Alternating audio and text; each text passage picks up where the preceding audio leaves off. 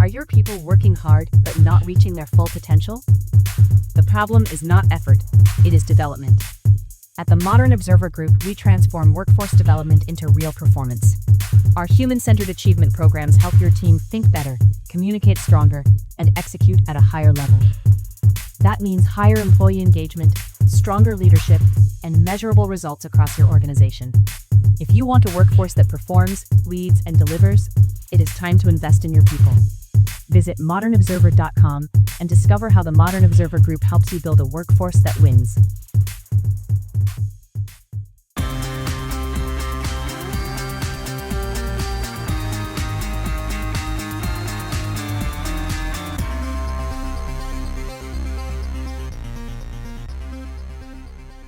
The UK to help secure the Strait of Hormuz.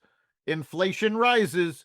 Google introduces a new laptop and more. Welcome to the Raw Naked Truth. I'm your host, Eric Lopkin, and here's the news you need to know. The U.S. and Ukraine have drafted a memorandum laying the groundwork for a defense deal that would open the door to joint drone manufacturing and Ukrainian military technology exports to the United States. Kiev's drone output has surged far ahead of Washington's. One Ukrainian manufacturer alone plans to build more than 3 million units this year, compared to the 300,000 the U.S. produced in all of 2025. The United Kingdom said Tuesday it will send military assets to a multinational mission intended to secure the Strait of Hormuz. Defense Minister John Healey outlined the plan during a virtual summit with more than 40 international counterparts. The UK will deploy autonomous mine hunting systems, Typhoon fighter jets, and the HMS Dragon, an air defense destroyer already moving towards the region. The mission is described as defensive, independent, and credible. It will begin operations when conditions allow. The UK is allocating £115 million, or about $155.5 million, for mine hunting drones and counter-drone systems. The deployment is intended to reassure commercial shipping companies and support freedom of navigation. More than 1,000 UK personnel are already stationed in the region. They are involved in defensive operations that include counter-drone units and fast jet activity. The announcement follows continued disruption to global shipping through the Strait of Hormuz. Ahead of Trump's visit to China this week, a Chinese think tank reportedly tried and failed to gain access to Anthropic's powerful new Mythos AI model, withheld from public release over cybersecurity fears, after approaching Anthropic officials at a Singapore conference last month. U.S. officials believe the overture was approved and directed by Beijing.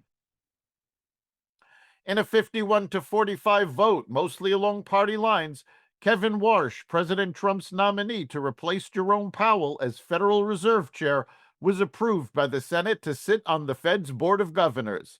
That means he's now cleared to receive a vote to become the Fed Chair, which is expected today.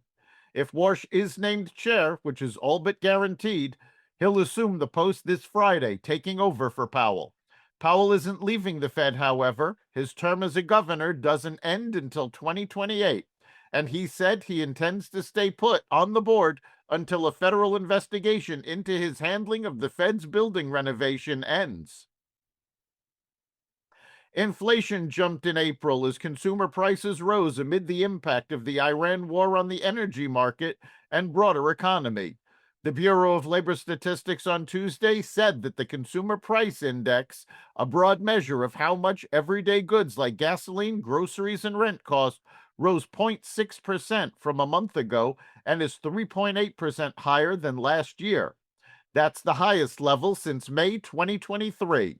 The 0.6% monthly increase was in line with expectations of economists polled by LSEG, while the annual figure was hotter than the prediction of 3.7%.